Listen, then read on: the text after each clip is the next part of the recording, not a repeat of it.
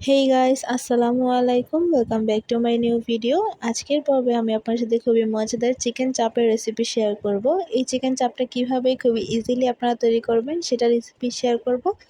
তো চলুন শুরু করা যাক। প্রথমে আমি এখানে দুটো লেগ পিস নিয়ে নিয়েছি। এবার এই লেগ পিসগুলোকে এইভাবে করে একটু কেটে নিতে হবে। এই লেগ পিসটাকে আমি দুই পাশ থেকে এইভাবে ভালোভাবে কেটে নিচ্ছি। এতে করে মশলাগুলো ভালোভাবে ভিতরে ঢুকে যাবে। তো আমি দিয়ে দিচ্ছি লেবুর রস। এখানে আমি প্রায় 2 টেবিল চামচের মতো লেবুর রস দিয়ে দিচ্ছি। এবার দিয়ে দিচ্ছি সয়া সস 1 চা চামচের মতো।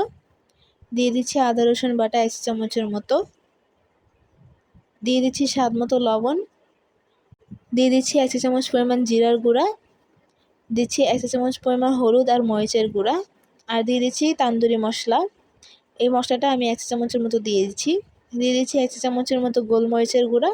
এবার সব কিছুকে ভালোভাবে মিশিয়ে নিতে হবে এবং এই মশলাটাকে সব জায়গায় ভালোভাবে লাগিয়ে নিতে হবে। তো ভালোভাবে সব কিছু মেশানো হয়ে গেলে এবার আমি এখানে দিয়ে দিচ্ছি ময়দা। এখানে আমি প্রায় 2 টেবিল চামচের মতো ময়দা দিয়ে দিয়েছি। এবার এই ময়দাটা দিয়েও এটাকে ভালোভাবে মিশিয়ে নিতে হবে। সব কিছু মেশানো হয়ে গেলে আমি 10 মিনিটের মতো রেস্টে রেখে দিচ্ছি। তো 10 মিনিট পর আমি এই মুরগিগুলোকে ভেজে নেব। তো আমি তেলের মধ্যে দিয়ে দিলাম এগুলোকে। তো এটাকে মিডিয়াম আঁচে ভাজতে হবে, তা না হলে উপরটা হয়ে যাবে কিন্তু ভিতরটা হবে না। তো একটা সাইড কিন্তু হয়ে গেছে। এবার আমি এটাকে উল্টিয়ে দিচ্ছি এবং অপর সাইডটাও ভালোভাবে ভেজে নিচ্ছি। প্রতিটা সাইড ভাজতে কিন্তু 8 থেকে 9 মিনিটের মতো সময় লেগেছে। দুইটা সাইডই ভালোভাবে হয়ে গেছে। এবার আমি এটাকে উঠিয়ে নিচ্ছি।